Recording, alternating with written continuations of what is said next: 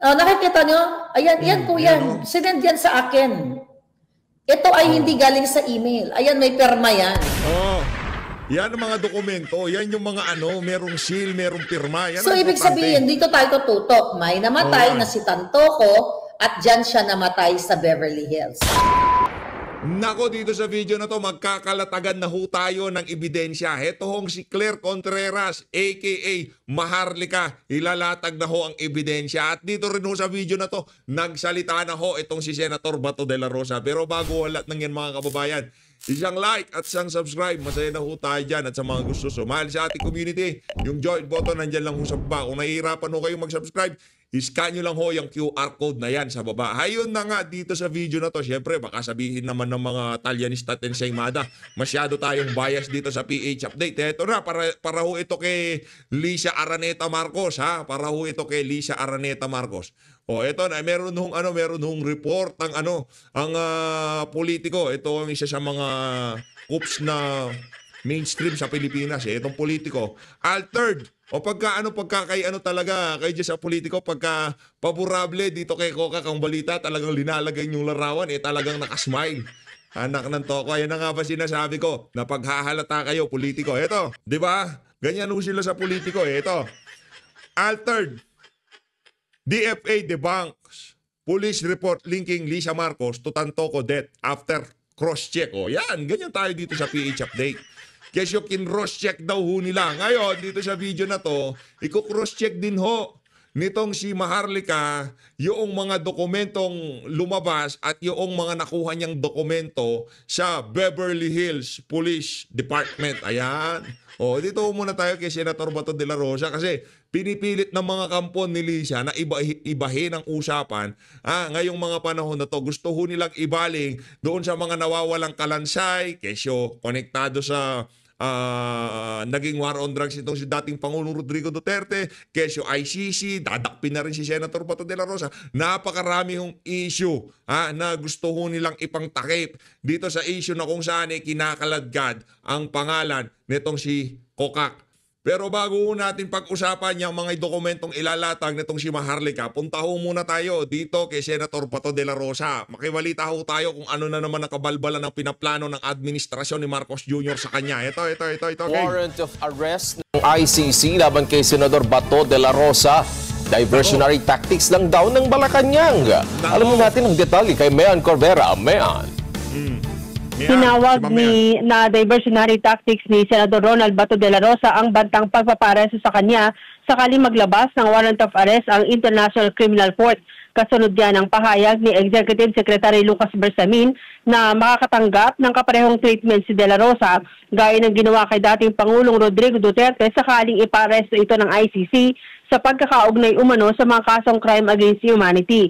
Sabi ni de la Rosa, binuhay ang umani warrant laban sa kanya para i-divert ang atensyon ng publiko at pagtakpan ng issue ngayong pinag-uusapan niya ang pagkakadawit umano ni First Lady Lisa Marcos sa pagkamatay ng business tycoon na si Paulo Tantoco. Bagamat wala raw siyang direktang impormasyon hinggil dito, sabi ni de la Rosa, kaduda-duda na binubuhay ang kaso ngayon sa ICC.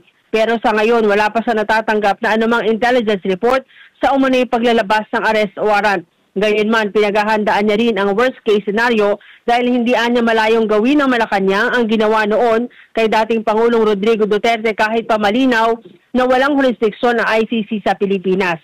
Narito ang bahagi ng pahayag ni Senador de la Rosa. Yan. Kung mahilig sila sa gano'n, kapag may mga mainit na issues na pinupukol sa Malacanang, ngayon pinag-uusapan na naman tungkol yung nangyari kay First Lady. Ngayon, gagawa na naman sila ng issue about the ICC and the Senator para to divert the issue. Ayaw mo na mahilig ang mga tao dyan sa Malacanang. Gagawa ang panibagong issue kahit na old issue na rehased issue ay nila yung i-recycle nila para lang to divert the people's attention. Yun, mga maliwanag pa ho sa sikat ng araw. Ito talagang si Senator Bato de la Rosa. Oo. Ika nga kabisado na ho niya. Papunta pa lang itong mga na to, itong mga politiko na to. Itong mga kumakalaban na to kay dating Pangulong Rodrigo Duterte, alam na ho yan ni Sen Bato na talagang yan, diversionary tactics para mawala ang atensyon ng ating mga kababayan dito sa issue na kung saan naiiskandalo na naman ang apelidong Marcos. Ito, dito tayo. Kay Claire Contreras, dito kay Ma'am Claire Contreras aka Maharlika. Nako, itong si Claire Castro, yariho siya dito mga kababayan. Kay Claire Contreras na ba tayo o dito ho muna tayo kay Okay, dito ho muna tayo kay kay Attorney Rowena Guanzon kaugnay sa mga nawawalang sugarol. Dito ho muna tayo sa mga nawawalang sugarol.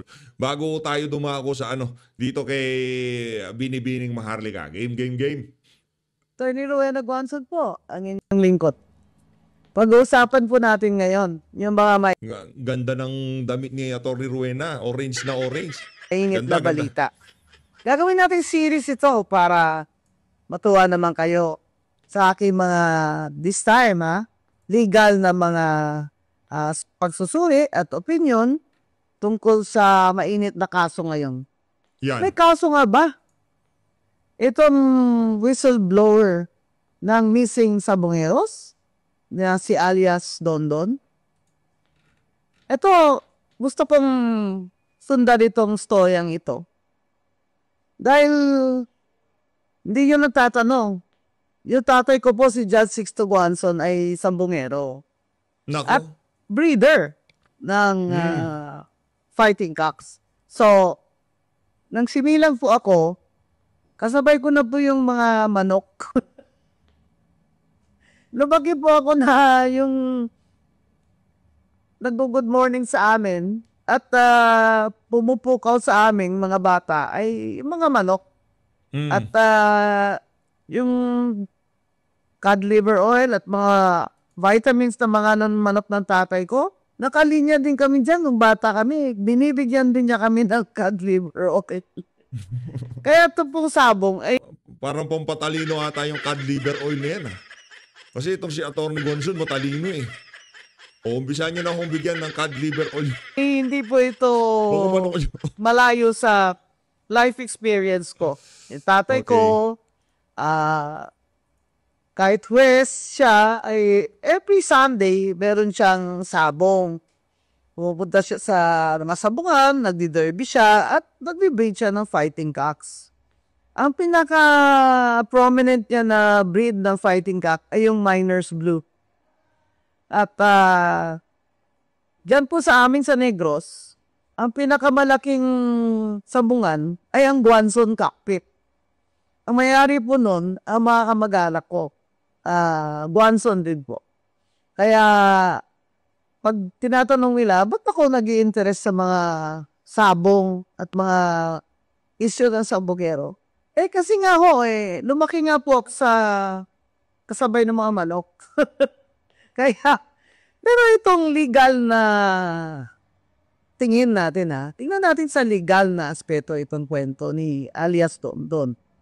Sinusundan ko kasi to kasi parang dati hindi ko pinapansin Pero, di ba 4 years ago or so many years ago, may nawalang mga sabongero. Sabi nila around 34. Ngayon, merong daw witness na against dyan kay Dondon at kaya siya inaresto na kulong. Nakalaya siya, may piyansa yata siya. At ngayon, sabi niya, sa support daw or encouragement ni General Torre, yun ang sabi niya, ay magsasalita na siya. Nang sabi niya, totoo. So, ang story niya, which is not a testimony kasi hindi naman court, puro media ito Ang sabi ni alias Dondon, na yun daw mga sabongero na missing, yun daw ay nagtsopek, yung mga nag-cheat ba? Nagtsopek sa sabong ng online sabong na majority na may-ari ay si Mr. Charlie Atom Ang. So, ang sinasabi niya, tinutukoy niya na yun daw mga sabungero na yun ay kinuha niya o dinala niya sa mga pulis para i-turn over niya sa utos daw ni Atong Ang. So, what is actually saying is that there was a conspiracy na ipapatay itong mga missing sabungeros na ito. At siya ay isang tuldok or point ng conspiracy na yun. Kumbaga, siya yung naging point man. Dahil siya ang naghatin ng mga sabungero na yun sa, sabi niya, mga polis. Okay? So, ano ang legal na meaning niyan? Sinasabi niya na ang mastermind si Charlie Atong Ang. Hindi siya. And therefore, sinasabi niya na dapat ang managot ay si Mr. Ang, hindi siya, dahil hindi naman siya ang pinaka-most guilty. Yan po ang istorya. Okay, naiintindihan na ho natin. Kumbaga, ika nga sa mabilis na salita para maintindihan ng mga kababayan. Alam ko naiintindihan ng mga galing yung mga kasama na. Tinuturuan nga ako ng iba dyan eh. Hugas kamay, yung mga yung salitang kalye, yun ang ginagawa nitong si alias Totoy. Naguhugas kamay. Yun ang pagkakaintindi ko eh. Di ba? Naguhugas kamay siya para makitang mas may kasalanan. Yang si Charlie Atong. Naiintindihan na natin, okay? According to alias Donbot. Ay, paniniwalaan ba natin siya? Nako. Tatalakayin po natin yan sa sunod nating video. Kaya abangan nyo.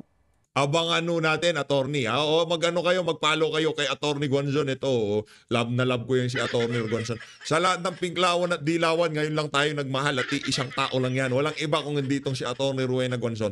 Kahit na hindi na yung paniniwala sa politika, yan, pinklawan, dilawan. Pero yung prinsipyo niya, talagang nanindigan siya na itong si Marcos Jr., mahilig sa Coca-Cola. Diba? Dito na ho tayo kay Binibining Maharlika. Rekta ho tayo sa kanya. Ako, dokumento ho ito eh.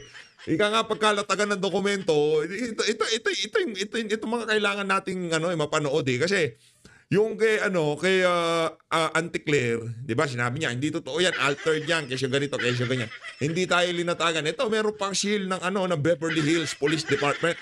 Yung na yan ito si Binibining Maharlika. Hindi pa ho natin napanood. Sabay-sabay ho natin panoorin dito sa video na to. Game! Ang pa lang ho dito, ang pinaka-na-establish pa lang ho talaga natin, ha? Merong report, merong medical exam, yung medical examiner sinabi ito yung dahilan ng pagkakagurgor. Ang kaso ay bukas. Merong mga video naglabasan na kung saan noong gabi na bago mangyari ang the D-Day, namataan, ha? Hindi ito kumpirmado na yung video na yon. Noong gabi na yung mismo nangyari yung karumal-dumal na pangyayari na nangyari dito kay Paulo Tantoco. Magkatabi pa itong si Lisa, itong si Tantoco na chumichibog. At meron ding video na lumabas na kung saan nagsasayaw-sayaw pa sila na ng I Will Survive. Ayun. Hindi nakasurvive. At yung si Lisa Araneta Marcos, kitang-kita ho doon sa video, napasayaw-sayaw din ho siya. Yun pa lang ho ha. Maliban doon sa mga yon, wala pa rin hong sasabi o makapagtuturo na talagang mga matitibay na ebidensya. Kumbaga ito kaya nakakaladkad ang pangalan ni Lisa. Actually hindi naman makakaladkad. Halimbawa kung wala siya diyan, halimbawa ang pinuntahan nitong si Paulo Tantoco hindi naman talaga event ng pamahalaan. Wala namang problema eh. Tapos kahit na halimbawa magkasama sila diyan. Pumunta sila sa isang pribadong pagtitipon o pribadong party. Imbitado si Lisa, imbitado itong si Tantoco. Nangyari yan kay Tantoco, hindi man pakialam natin, nangyari kay Tantoco yan. O kahit na nandiyan si Lisa, and so, pribado yan eh. Hindi natin dapat pakialaman yan. Kung merong man nangyaring ganyan, pareha silang imbitado doon, wala nang pakialam si Lisa doon. Ang problema ho dito, yung event na pinuntahan nila, Film Fest, pinondohan niya na sambayan ng Pilipino, ginastusan niya ng ating mga kababayan. public figure itong si Lisa Araneta Marcos sa pagiging asawa, sa pagiging first lady ho niya. Asawa ho siya ng Presidente Marcos. 'Di ba? At yung film fest na yun, isa sa mga kapritsyo ni Lisa yon. At yun ang event na inatinan nitong si Paulo Tantoco. Kaya lang naman nakakaladkad. Maiginahot nga linaw tayo dito. Hindi natin kinakaladkad dito ang pangalan nitong si Tantoco dahil pribadong tao yan. Yun yung event na dinaluhan nila, pinondohan ng sambayan ng Pilipino. At yung pagpunta nila doon, malamang sa malamang, alangan naman gagastos siya si Lisa o mag-film fest tayo, pakilala natin ang mga pelikulang gawang Pilipino sa Amerika. Tapos gagastos siya ng sarili niyang pera. Film fest nga, Manila Film Fest. Malamang sa malamang, ano yan, galing sa pera na sambayanan niyang ginasta nila dyan sa film fest niya. Kasi puro government official ang dumalo. Halimbawa na lang, yung ating tourism secretary, si Frasco, nandyan. Balita natin, yung MMDA, nandyan din. Yung si Artes. Katabi niya, kamukha niya, hindi tayo sigurado dyan. O kung hindi man, mali tayo. Hindi, kamukha niya. Nandyan yung kamukha ni Artes. Nandiyan si Chis Escudero, si Senator Chis Escudero, Senator Jingo Estrada, nandiyan ho sila sa naturang pagtitipon na yan. Kaya talagang hindi ho maiiwasan na mapakabit yung mga pangalan ng mga politiko, mga pangalan ng mga mai-influensyang tao diyan sa naturang kaganapan na yan. Kaya sana rin naman alam naman natin, naiintindihan ng pamilya ni Paulo Tantoco na kung bakit ito napag-uusapan sa social media dahil ang pinuntahan nila pinondohan ng pera ng sambayanan. At dun sa mga pagtitipon na kung saan pinupondohan ng pera ng sambayanan tapos merong mga nangyayaring ganitong kaganapan, hindi naman siguro kalabisan sa parte ng mga kababayan natin na mapag-usapan itong itong mga ganitong klaseng pangyayari sa ating bansa. Okay? Mga kababayan, bago natin simulan, salansanin ang mga kaganapan. Ayusin mo, madam. Sabi ko nga kahapon, yung 20-minute vlog natin ay kino-confuse kayong lahat na hindi kasali si Lisa Tanas sa mga parties or hindi kasama si Lisa Tanas nung gabi ng si Tantoco, si Paulo o si Pawi, kilala siya, yun ang kanyang pet name sa kanyang pamilya, na walang kinalaman si Lisa Tanas. Alright? Mga kababayan, ipiniliwanag ni Dean Chase kahapon at napag-usapan din namin yun, nagkita kami, na yung kanyang dokumento, okay, actually ay talagang legitimate. Yun ulitin ko yung tanim document kasi na sinasabi ng Malacanang, ng mga bangag at ng kanilang attack dog na si Clarissa Castro, Clarissa Taratara. Akala ko nag-ano na ba yan? Nag-ano na ba siya? Nag-resign na ba ang Gaga? Ba't ganun pa man? Yung pinapakita nila talagang document, okay, yun ay edited. Okay? Ulitin ko po hindi yun ang pinapakita ni Dean Chase. Dito sa mga law enforcement agency personnel or officers, alam nyo naman yan kapag nagli-leak ng dokumento ang isang opisyal ng gobyerno. Okay? May tinatakpan yan. Or tatanggalin niya yung, I just don't know kung ano yung term pa, siguro sa layman's term, yung identifiers na, di ba kapag nag-log in ang isang officer sa computer system, meron yan digital signature, di ba? May mga naiiwan yan, may mga bakas yan, may mga footprints o kung ano pa man na nalalaman kung sino ang nagbukas, okay? Ng computer at kumuha ng dokumento na patungkol kay Tantoco, kaya naman ang mga not whistleblowers, there are also whistleblowers. Kaya itong mga police na ito na nagbibigay ng impormasyon, whether sa Pilipinas or sa Amerika, minimake sure nila na hindi perfect yung ibibigay nilang dokumento. Kasi nga, when I say hindi perfect, pwedeng takpan yung pangalan nila, may buburahin or something like that. Okay? Pero yung ipinakita talaga, yung tanim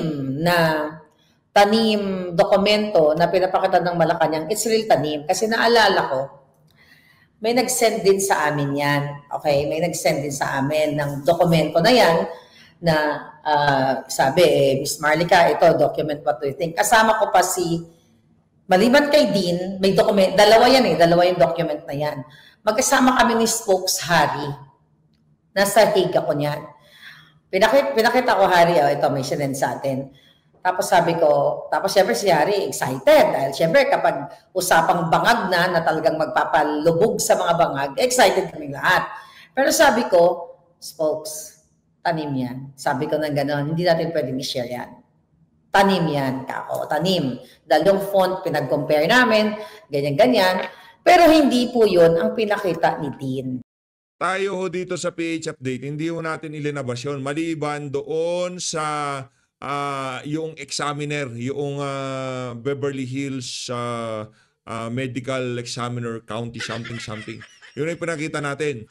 Pero yung binasa nitong, hindi ko nga alam saan galing yung sinasabi ni Claire Castro na merong yung gandun lang yan. Alam mo nila kaagad. Doon ho kayo magtaka. Di ba paglabas ng issue, alam nila na merong dinagdag, merong hanggang doon lang yon. Fake news yan, di ba?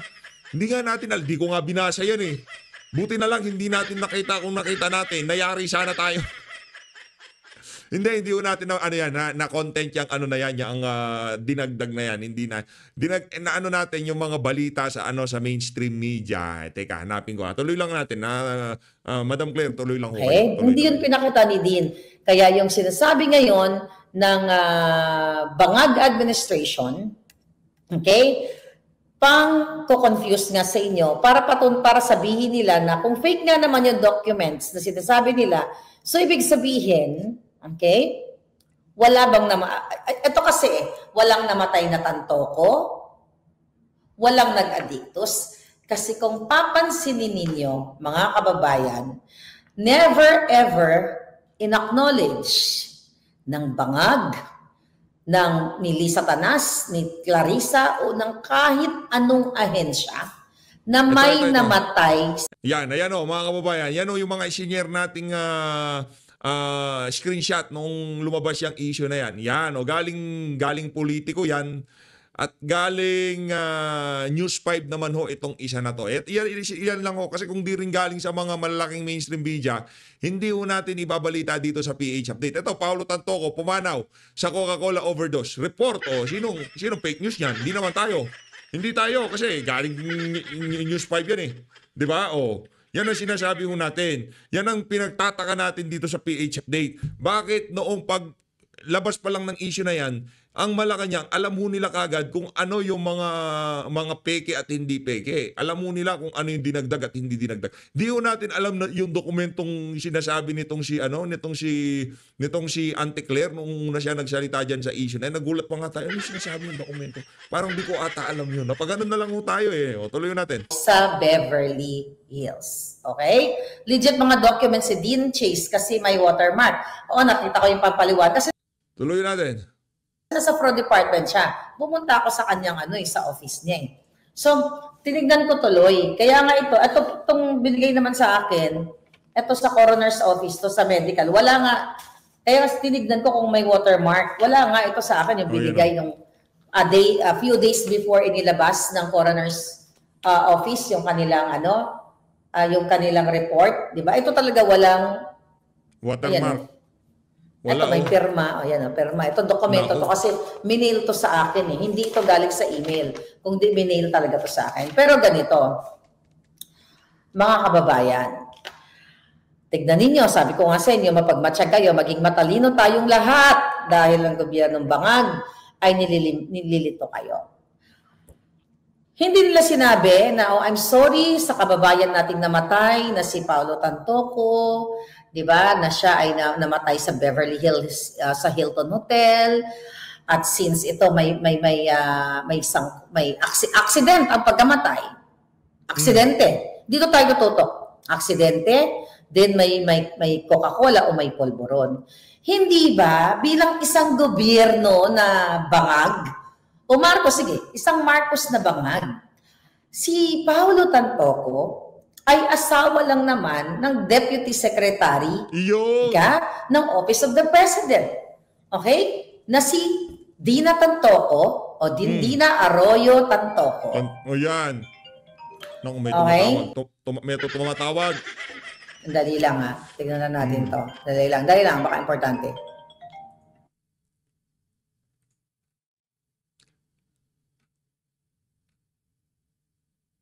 Basahin natin yung salita. Anong order natin? Oh, ikaw nang bahala dyan. Sige. Kahit ano na lang. Oh, Okay, yun ang sabi so niya. ayun na nga, palangga. Pagkain pala, gutom na siya. Pagkain pala yung tinatanong siya. Importante pagkain, di pa sila kumain. Oh. Hindi ba? Dito kayo. Okay, sige. Sige, ganito gawin natin. Okay, Totoong may dokumentong nag-leak na peke o may dinagdag. Dagdag, Okay? oh, yan. Pero hindi na ako in-establish na yon. Totoo, merong dagdag dokumento. At malamang sa malamang, ang nagpakalat din dyan ang bangag administration. Di nga natin nabalitaan yan. Alam niya ng mga sumusubaybay dito sa PH Update. Hindi ho natin ilalatag dito kung ika nga pagka mga ganun screenshot. Punta tayo doon sa mainstream media kung sino talaga yung mga sila talaga yung ika nga pagka mayroong mabubuntunan. Sila magkakaroon ng problema dyan. post niyan, hindi rin nag-post si Din yan.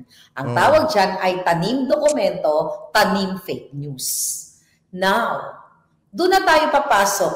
Okay? Kasi naglabas na yung coroner's office na may namatay na isang 44 years old na si Tantoco. Ngayon, ang nangyari, na-emphasize yung dinagdag. Pero yung laman noong medical result ni Tantoco, pagkatapos nilang kinuha siguro yung katawan niya, yaang mga pinost na yan ng News 5 na kung saan Paulo Tantoco, pumanaw sa Coca-Cola overdose report. Yung mga salita na yan, natatapalan o natatakpan doon sa dinagdag na kung saan malamang sa malamang ang nagdagdag din ay itong bangag admin. Malamang sa malamang ha. Okay? May namatay at may bangkay na inuwi sa Pilipinas kasi nga namatay sa Beverly Hills ay itong aksidente. Hindi ba dapat kapag gobyerno ka, kung ang mga OFW, di ba kapag namamatay, tinututukan dapat ng gobyerno at nagbibigay dapat ng statement itong ang gobyerno. Pero bakit only for this Tantoco's death? Bakit ayaw pag-usapan? Okay? Ng gobyerno ni Marcos. Ng gobyerno ni Bangag. Aksidente. Hindi ba dapat ang DFA? Kasi may statement sila ngayon, mga kababayan. May statement ngayon. Sabi ng DFA, teka lang, tignan ko lang pa. Pasok tayo sa DFA. Yan. Okay. Where is that DFA thing? Ito. Ang headline nila, DFA says, police report linking Liza Marcos to death of Rostan's ear altered. Okay? The supposed Beverly Hills Police report that allegedly linked First Lady Lisa Tanas Marcos to the death of Russian's ear Juan Paulo Tantoco was altered. Malacanang said on Thursday. Well, anyway, sige, wala namang kwentang yun. Wala namang kwenta talagang balita. Okay. Hindi di ba napapansin? Ayon sa County of Los Angeles Department of Examiner, okay, ayan a male aged about 44 years that he came to his death on the 8th of March 2025. Okay? Ayan ang pangalan. Ito po yun. Nakikita nyo? Ayan, yan po yan. Sinend yan sa akin. Ito ay hindi galing sa email. Ayan, may perma yan. Yan ang mga dokumento. Yan yung mga merong seal, merong pirma. Yan so, ibig sabihin, dito tayo tututok. May namatay na si Tantoco at dyan siya namatay sa Beverly Hills. Focus tayo dyan. Okay. Okay. Tanggalin na natin yung tanim fake news nila. Ay, tanim dokumento nila. Tanim alter. Hindi ba dapat ang Department of Foreign Affairs at ang ating ambassador ng Pilipinas dito sa Amerika na si Babes Romualdez, hindi ba dapat papanagutin, iimbestigahan nila at magbigay sila ng ulat sa taong bayan na, uy, may namatay. Asawa pa naman ito ni Dina Tantoco Arroyo na appointee ni Bangag Marcos. Hindi pwedeng itong pabayaan lang. Okay? Na namatay siya, tikom ang bibig. Imagine ninyo, mataas ang pwesto ni Dina Tantoco ni isang tuldok, si Marcos Jr. na nag-appoint sa kanya at si Lisa Tanas. Mga kababayan, wala man lang tayong narinig na pakikiramay dito sa pamilya na to na nakikisa kami sa pagluluksa ng pamilya na to. Dahil nga naman appointee ang yung asawa nito. Kaya nga. Walang man lang sulat ng ramay. Correct. Di ba? Walang sulat ng pakikiramay. Pero ang tinutukan nila ngayon, fake yan, may naglabas ng peking dokumento. Ulit-ulitin natin mga kababayan, ang nilabas ni Dean at nilabas ko ay hindi po peking dokumento. At hindi din po peke na may namatay na isang isang tao. Okay, na may namatay nga na si Tantoco na asawa ng appointee ni Bangag. Doon tayo tututok kasi doon kayo nililito. Doon tayo magpo-focus. Doon kayo nililito na kapag nung may lumabas ng peke, sila rin ang naglabas niyan, mga kababayan, yung mga Bangag din ang naglabas niyan. Para nga ito pang confuse sa inyo. Now, okay? Hanggang ngayon wala silang ulat. Walang investigation ang DFA, walang investigation ang Senado, which is nandoon nga si Jingay Estrada at si Queso Escudero. Nandoon sila sa event na yon bago namatay si Pawi. Nako po. Bakit sila tahimik? Ni isang tuldok na pananalita, ayaw nila magbigay ng statement. Sabi nga ni Philgen, yes, mag-hair follicle silang lahat. Okay? Bakit ayaw? Hindi ba dapat isang Pilipino na namatay sa aksidente dito sa Beverly Hills at nakitaan ng toxicology test na mayroong pulburon, hindi ba dapat hindi ba dapat yan ay tutukan ng gobyerno ni Bangag na nakakahiya dito sa bansang Pilipinas na yung bitbit nila o nakasalumuha ni Lisa Tanas, sayaw sila, I will survive, pero hindi na nga nag-survive, talagang ayaw nilang pag-usapan. Tumututok sila, yung dokumento yan, tampered yan. Sadya nila yun, sila ang gumawa ng dokumentong yun. Mismo ang mga Bangag ang gumawa nun para ilihis. Kasi hindi naman nila pinakita yung dokumento ni Dean Di ba? Binanggit ba doon si Dean? Hindi. Wala. Kasi tanim nila yun. Kaya sabi ko nga sa'yo, mag-ingat-ingat kayo sa kakapost. Kasi yung mga tanim na yan, galing din yan sa kampo ni Satanas. At magtataka ka, bakit ang pamilya ng Tantoco wala rin, although tahimik sila. Pwede sila magsampa ng kaso actually. Pwede silang, what do you call it? Ayan, buti lumayas na siya. Okay, lumayas na Right. Mga kababayan, kahit, kumbaga, sino yung mga nakasama nila doon sa loob? Yung nagsesyon sila. Kasi may session na naganap. Nakalagay nga doon sa leak report. Leak report kasi kay Dean. Hindi yung may dilaw-dilaw na fake talaga. Hindi yon. Bakit, mga kababayan, ang pamilya, pero hindi ko lang sure kung ang pamilya ba may ginagawa sila na magsampa sila ng criminal complaint, 'di ba? Laban sa mga kasama o kay Lisa Tanas na na based nga doon sa leak report ay nandoon si Lisa Tanas. Ngayon, kung gusto talagang malinis ni Bangag ang kanilang pangalan, number 1, sabi nyo nga, mag-fair follicle test. Yeah, it's a wrongful death. May nabasa ako dyan kanina. Pag-usapan natin mamaya ang wrongful death na yan. Ngayon, pwede magsampa ang mga nandoon sa loob para mapanagot ang mga taong mga taong, ang tawag dito, andito pala yung kay Dean, yung galing kay Dean. Okay, hindi po, itong babasahin ko, hindi po ito yung sinasabi ng Malacanang na fake, pero ito po yung babasahin ko ay, ito yung leak. Okay, ito yung sinasabi ni Dean. Okay? Right. Incident. Okay. Ito ba yun? Ito lang yung isa. Okay. What the heck? Okay.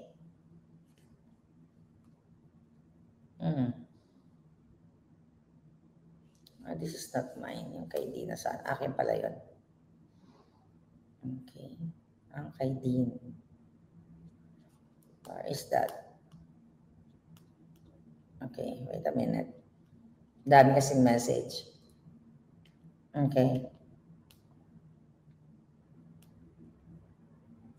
Okay. So anyway, sige. Bago i-send sa akin. Alright. Ngayon, mga kababayan. Nasaan na tayo? At nawala yung alindog ko. Okay. So ngayon, ano daw, sa GMA deleted smell fishy, ganyan. Okay, so ngayon nakalagay doon, di ba? Doon sa leaked report na yun, may mga tao, may mga personalities nandoon, ganyan. Tapos may nakalagay doon, di ba? Ako ang unang nag-report sa inyo. Ako ang unang nag-report sa inyo na dinilayed nila yung pagtawag ng ambulance bago nila ni-report 7 hours according to our informant. Alright? Okay. Di ba? Nakalagay dito, redacted to eh. Ito, Beverly Hills talaga to eh. Okay? Ayan o. Okay? Ngayon, on Saturday, March 8, 2025, okay? Hindi ko na ito babasahin lahat. Okay? Ito ang sabi ng statement. Stated that other associates including, okay, sino yun? Tignan natin ito. Responding, chest compression, okay.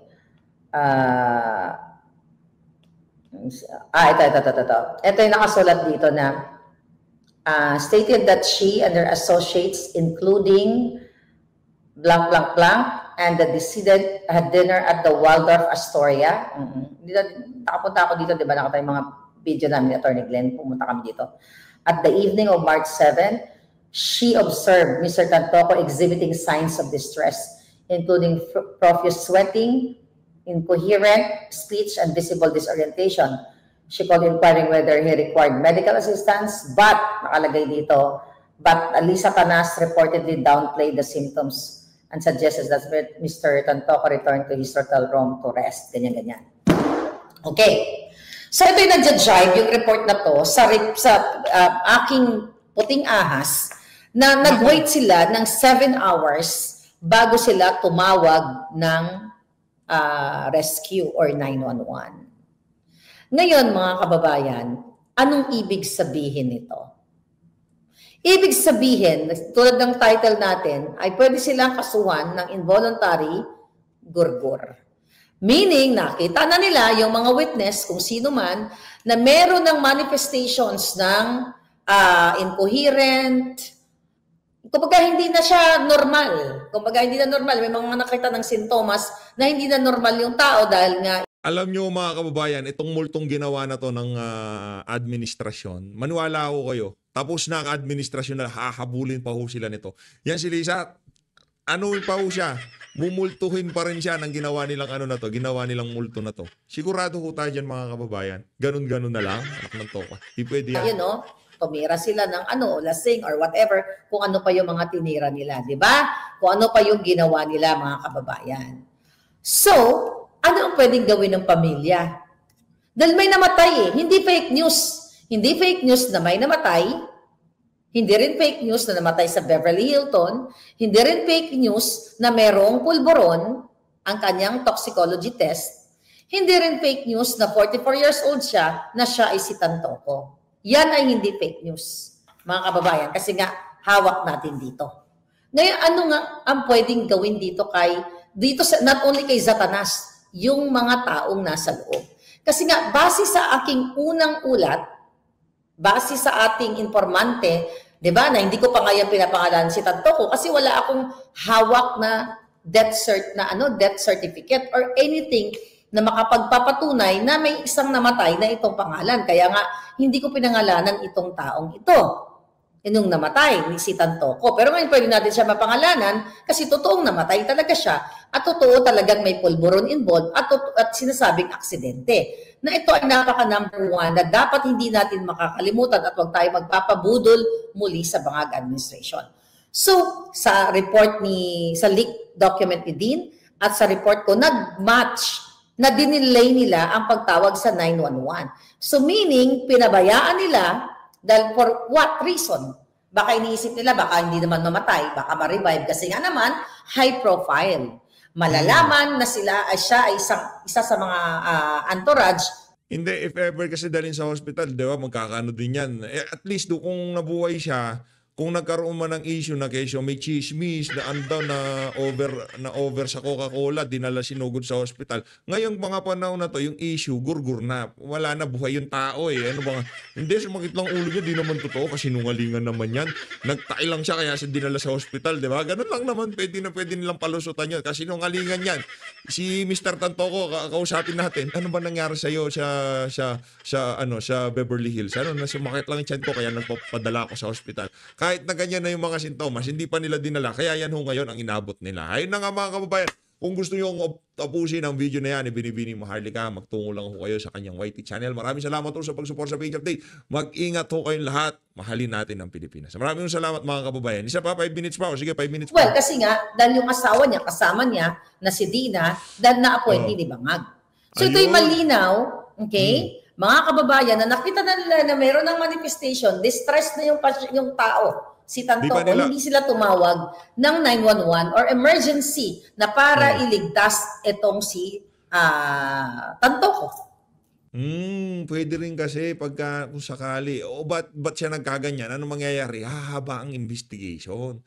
Sino mga kasama niya? Sige nga, ligay dito. Tetest namin kayo. Saan yun nakuha yung mga yan? Yun ang iniiwasan nila. Maraming salamat mga kababayan. Ingat ho kayo. Kita-kita ulit tayo mamayang gabi kasi meron ho tayong lakad.